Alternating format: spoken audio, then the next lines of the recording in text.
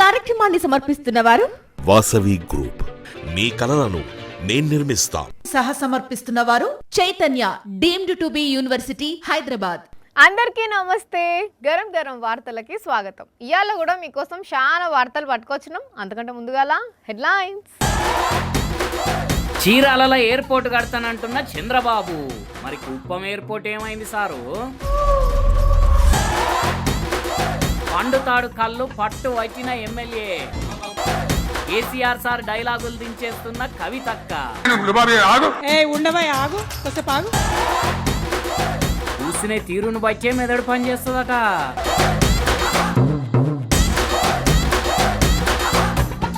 గప్పాలు కొట్టడంలో ప్రపంచంలో నెంబర్ 1 చంద్రబాబు. ఈ విషయంలో చంద్రబాబును మించినోళ్ళు ఎవ్వలేరని ఇటు ప్రతిపక్ష పార్టీలు అంటారు, ఆడి దిక్కు వేరే పార్టీల లీడర్లు అంటారు. చేసేదేమో తక్కువ, చెప్పుకునేదేమో ఎక్కువ, మొత్తం డబ్బా కొట్టుకోవడమే ఉంటుంది. అరచేతిలో వైకుంఠం చూపెడతాడని అంటుంటారు కదా. అయితే ఇప్పుడు ఈ బాబు గారి డైలాగ్ వింటే అది నిజమే అనిపిస్తుందిలా. ఇంతకు బాబు గారు మళ్ళేం చెప్పిండు అంటారా? వినేయండి. సూర్యలంక నుంచి చీరాల వరకు ఒక చిన్న ఎయిర్పోర్ట్ కూడా కడితే ప్రపంచం అంతా మీ చీరాలకు వచ్చే పరిస్థితి రావాలి, చీరాలకు వచ్చే పరిస్థితి రావాలి. ఇన్న రానల్లా చంద్రబాబు సార్ ఏం చెప్తున్నాడో, చీరాలకు ఎయిర్పోర్ట్ తీసుకొస్తే ప్రపంచం మొత్తం చీరాలకు వస్తుందని చెప్తున్నాడు. గమ్మత్ ముచ్చట ఏందనంటే, ఇదే చంద్రబాబు సారు అప్పట్లో ప్రతిపక్షంలో ఉన్నప్పుడు తన సొంత నియోజకవర్గం కుప్పానికి పోయి అక్కడ పబ్లిక్ ఏం హామీ ఇచ్చిండు అని అంటే, వీలైనంత తొందరలో కుప్పంలో విమానాశ్రయం కూడా వస్తుంది.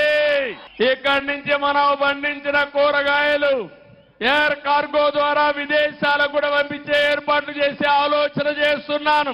ముచ్చట చెప్పేటోళ్ళు పని చేయరన్నట్టు ముచ్చట చెప్పి కుప్పం మీద అప్పట్లో హామీల వరద వారించిన బాబు గారు ఇప్పటికీ 2 ఏళ్ల పేరు మీద కుప్పానికి ఎయిర్పోర్ట్ తేయలేదు, ఎయిర్పోర్ట్ కట్టలేదు, కూరగాయలు ప్రపంచానికి వంపలేదు, ప్రపంచం నుంచి కూరగాయలు కొనేటోళ్ళు కుప్పానికి రాలేదు.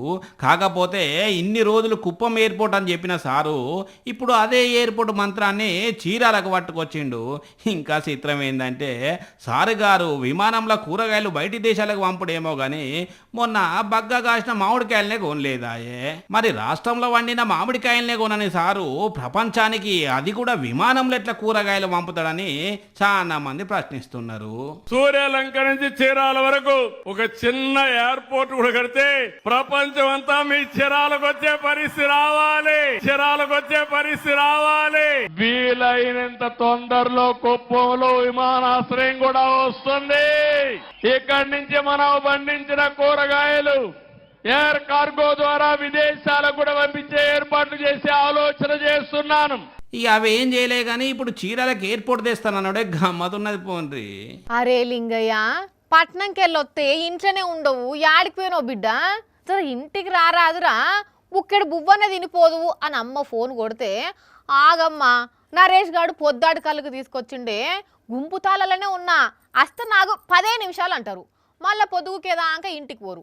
పట్టణంలోకి వెళ్ళి ఊర్లకు పోతే యూత్ పొరలు భలే కాయిసి చూపెడతారు. ఇక పరుపుతాడు కళ్ళు పట్టుబట్టి 2 కీసలు ఒక్కటే దమ్ముకు పడతారు కదా.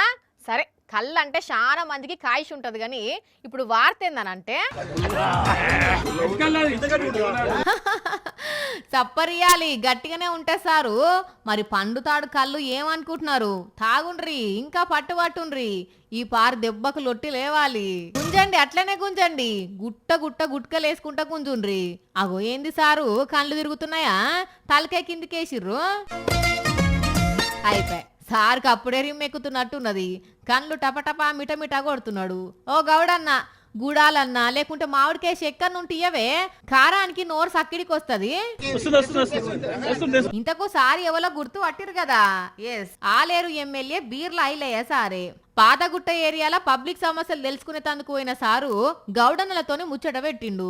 ఇంతల్నే పండుతాడు కళ్ళున్న తాగుండ్రి సారు అని గౌడన్న అనగానే ఆకందుకొని అట్లనే కూర్చొని 5 సీసాల కళ్ళు ఖతం పెట్టిండు. తర్వాత మంచిగానే ఉన్నదని వాళ్ళ దోస్తుని కూడా కూర్చోబెట్టిండు. గాని బీర్ల ఐలయ్య సార్ అంటే ఏమో అనుకున్నావు, పొద్దుగాల కళ్ళు మండువాల కూర్చొని గట్టిగానే గుమ్ముతున్నాడు కళ్ళు. ఇంకో 4 నెలలు అయితే పొద్దాడు కళ్ళు కూడా వస్తుంది, అప్పుడు కూడా వచ్చి రుచి చూడండి సారు. రైట్. తెలంగాణ రాజకీయాలల్లా కేసీఆర్ సారు స్టైలే వేరు. చెప్పే ముచ్చట్లు, నవ్వించే మాటలు, దుమ్ము దులిపే సామెతలు, అదరగొట్టే డైలాగులు, ఆహా ఒకటా రెండా, సారుకు సారే పోటీ, రారు కూడా సాటి, అట్లుంటది మరి. ఇక బహిరంగ సభల మైక్ ముంగట్టుకొచ్చి జోకులు చెప్తే జనాలు పొట్ట చెక్కలేటట్టు నవ్వుతారు కదా. సరే ఇప్పుడు ఇదంతా పక్కన పెడితే కవితక్క కూడా సేమ్ కేసీఆర్ సార్నే ఫాలో అవుతుందిలా.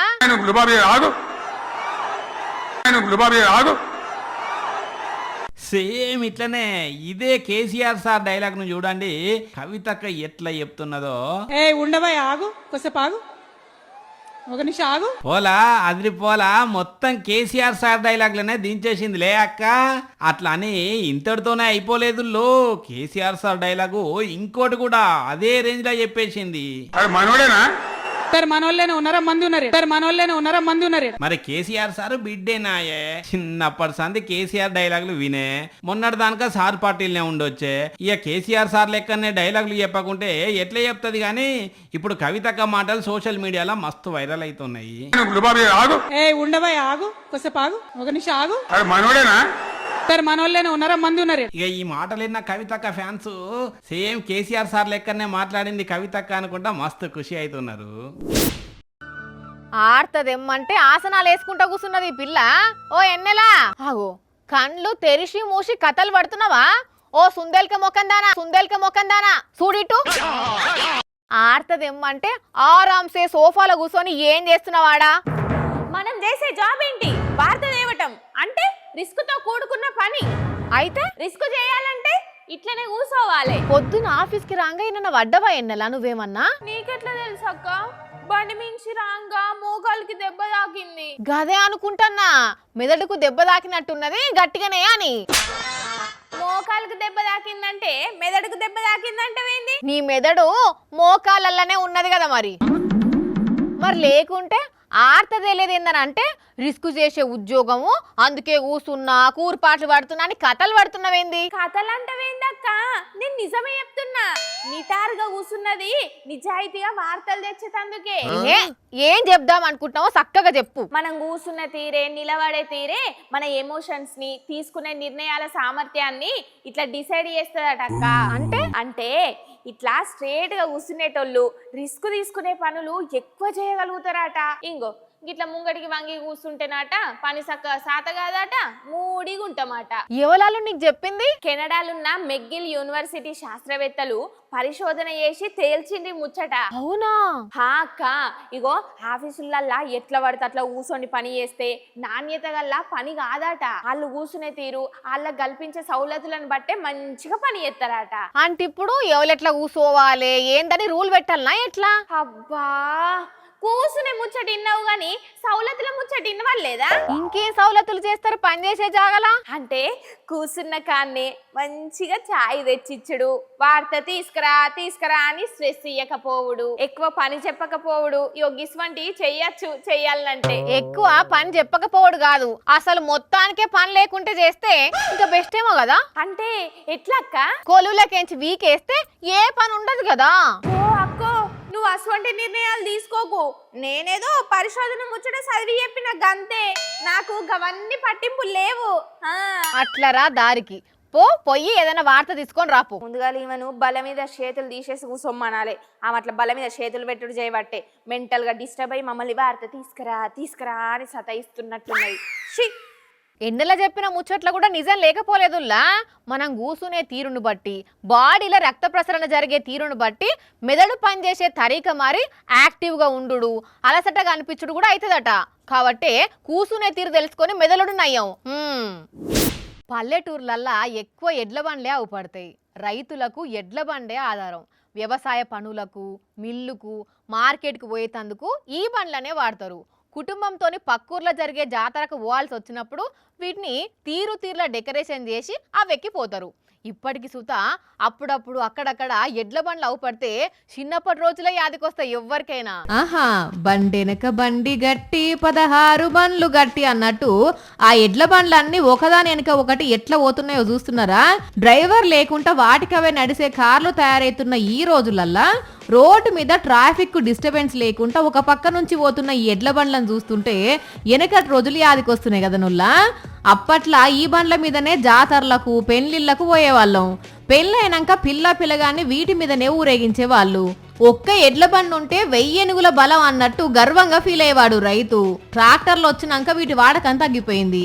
అయినా అక్కడక్కడ ఇప్పటికీ కొందరు రైతులు ఈ ఎడ్ల బండ్లనే వాడుతున్నారు. ఇంటర్నెట్ లో వైరల్ అవుతున్న ఈ వీడియోను చూసి చిన్నప్పటి రోజులు యాద్ చేసుకుంటున్నారు కొంతమంది పెద్ద మనుషులు. ఈ నడుమ దొంగతనాలు బాగా పెరిగిపోయినాయి. ఏది పెడతలేరు దొంగ బడివేగాళ్ళు.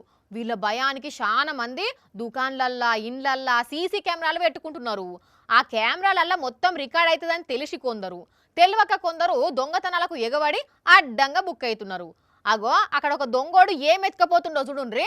ఓర్ని కుక్క బెదిరించి చెప్పెత్తుకపోయినట్టు పాల ప్యాకెట్లు ఎత్తుకపోతున్నాడు ఆ దొంగ బడివేగాడు. ఒకటో రెండో ప్యాకెట్లు కాదు, మొత్తం ట్రేనే తీసుకొని అవతలబడ్డాడు. అట్లా ఒక్కరోజు కాదు, ఏటీఎంకు పోయి పైసలు డ్రా చేసుకొని వచ్చినట్టు ఎప్పుడు యాదికొస్తే అప్పుడు పోయి ఒక ట్రే ఎత్తుకొని పోతున్నాడు. మేడ్చల్ జిల్లా పేట్ బషీరాబాద్ పోలీస్ స్టేషన్ పరిధి జీడిమెట్లలో ఉన్న ఒక పాల దుకాణంలో జరిగింది దొంగతనం. పోయిన నెలలో 10 సార్లు పాల ప్యాకెట్లుగా యాప్ చేసిండట. అక్కడనే ఉన్న సీసీ కెమెరాల మొత్తం రికార్డ్ అయింది. ఈ పాల దొంగను పోలీసులు దొరకబట్టే పనులున్నారు. దొంగల కళ్ళన్నీ బంగారం షాపుల మీదనే ఉంటాయుల్లా. ఈ నడుమ పట్టపగటీలే రెచ్చిపోతున్నారు. అగో అక్కడ కస్టమర్ల లెక్క ఒక నగల షాపులకు పోయిండ్లు 2 దొంగ బడివేగాళ్ళు. ఓనర్ అక్కడే ఉండేటాలకు ఇదే మంచి ఛాన్స్ అనుకొని తుపాకులు తీసి ఆయన మీద అటాక్ చేసిళ్ళు. ఆ తుపాకులు చూసి కూడా భయపడకుండా వాళ్ళిద్దరి మీద మరలబడ్డాడు ఓనరు. దాంతో నా దొంగలు భయపడి షాపుల నుంచి ఉరికిళ్ళు. ఇదంతా షాప్లో ఉన్న సీసీ కెమెరాల రికార్డ్ అయింది. బెంగళూరులో ఉన్న ఒక గోల్డ్ షాప్ లో జరిగింది ముచ్చట. పోలీసులు ఎంక్వైరీ చేస్తున్నారు. ఇగో ఇక్కడ కూడా అదే కథ. 4 ఆడోళ్ళు ఒక మొగైన కలిసి వికారాబాద్ జిల్లా తాండూరులో ఉన్న ఒక బంగారం షాప్ కు పోయిళ్ళు. ఆ చైన్ చూపెట్టు, ఈ గోల్డ్ రింగ్ చూపెట్టు, ఆ కమ్మలు ఎంత, ఈ గొలుసు ఎంత అని ఒక ఆమె అక్కడ ఉన్న వర్కర్ ను మాటల్లో పెట్టింది. యువతలో ఇంకొక ఆమె కౌంటర్ మీద నుండి వంగబడి లోపటి దిక్కు షెల్పులో ఉన్న షేన్ కొట్టేసి పక్కన ఆమెకి ఇస్తే ఆమె దాన్ని లట్టుక్కుమని బ్యాగులు వేసుకున్నది. వచ్చిన పని అయిపోగానే అందరాగం షాపుల నుంచి అవతల పడ్డరు. సుశీల్లానుల్లా దొరుకుతామనే భయం లేకుండా ఎట్లా దిగబడుతున్నారో ఈ దొంగలు. ఇక గిట్లయితే బిజినెస్ ఎట్లా చేయాలని మొత్తుకుంటున్నారు ఓనర్లు. భూకంపం వచ్చినప్పుడు మనం నిలుస్తున్న నేల అటు ఇటు కదులుతుంది. పెద్ద పెద్ద బంగ్లాలు, టవర్లు, కరెంటు స్తంభాలు కూడా షేక్ అవుతాయి. కొంచెం సేపు అట్లనే ఊగి అటెంక పరిస్థితి మామూలుగా అయిపోతుంది. అయితే అక్కడ ఒక కాడ భూకంపం, భూచక్రం అసొంటిది ఏం లేకున్నా బాయిల నీళ్లు ఉయ్యాల ఊగినట్టు ఊగుతున్నాయి. ఏంది ఇచ్చంత్రం అని కలెక్టర్ కూడా ఎంక్వైరీ చేసిండు. అదేందో మీర్సుతో చూసేయండి. ఓరిని ఇదెక్కడిచ్చంత్రం రో, గా బాయిల నీళ్లు ఎట్లు ఊగుతున్నాయో చూస్తున్నారా అనుల్లా. బాయిలోనా బల్లి బలికే అనే పాటకు డ్యాన్స్ చేస్తున్నట్టు కదులుతున్నాయి. ఏదో 5-10 నిమిషాలు ఊగి ఆగిపోయినాయి అంటే గట్ల కాదు, పొద్దాక అట్లనే ఉయ్యాలు ఊగినట్లు కదులుతున్నాయి. పోనీ ఆ ఏరియాలో గాలులు బలంగా వీసినప్పుడు కదులుతున్నాయేమో అనుకున్నారు, కానీ గాలి మాత్రం మామూలుగానే ఉన్నది. ఈ బాయిల నీళ్లు మాత్రం రికం లేకుండా లోపటెవరో ఊసోని గంటతోని దిప్పినట్టు రోజంతా ఊగుతూనే ఉన్నాయి. గుజరాత్ రాష్ట్రం మోర్బీ జిల్లా వీరుపర్దా అనే ఊళ్ళో ఉండే ఒక రైతు బాయిలో అవుపడ్డది విచిత్రం. ఈ బాయిని 3 నెలల కిందటనే తవ్వించిండట ఆ రైతు. వర్షాలు బాగా పడేటాళ్లకు ఇది ఫుల్లుగా నిండిపోయింది. అయితే వారం దినాల సంధి ఈ బాయిల నీళ్లు అటు ఇటు కదులుడు స్టార్ట్ అయ్యింది. భూకంపం ఎఫెక్ట్ ఏమో అనుకున్నారు మొదట్లా, కానీ ఈ వారం 10 దినాలల్లా ఆ చుట్టుపక్కల ఎటువంటి భూకంపం రాలేదట. భూగర్భ శిలల నడుమ చిక్కుకున్న గ్యాస్ మీద వాన నీళ్ల వజన్ పెరిగి ఈ బాయిల నీళ్లు కదులుతుండొచ్చు అని అంటున్నారు ఈ జిల్లాలుండే జియాలజిస్టులు. అసలు అక్కడ ఏమైతున్నదో కనుక్కోండి అని భూగర్భ జల పరిశోధన సంస్థ నిపుణులతోని ఒక కమిటీ వేసిండట ఆ జిల్లా కలెక్టరు. ఒక్కోసారి ప్రకృతి చేసే వింతలు విచిత్రాలు చూస్తే గమ్మత్ అనిపిస్తది కదా నుల్లా. చూసిరు కదా, ఇవి ఇవ్వాల్టి గరం గరం వార్తలు. మళ్ళీ వచ్చే ఎపిసోడ్లో ఇంకిన్ని గరం గరం వార్తలతో కలుద్దాం. మన టైం అయితే గుర్తుకున్నది కదా, రాత్రి 8:30కు మళ్ళీ పొద్దుగాల 8:30కు. మర్చిపోకుండా చూడండి. టాటా.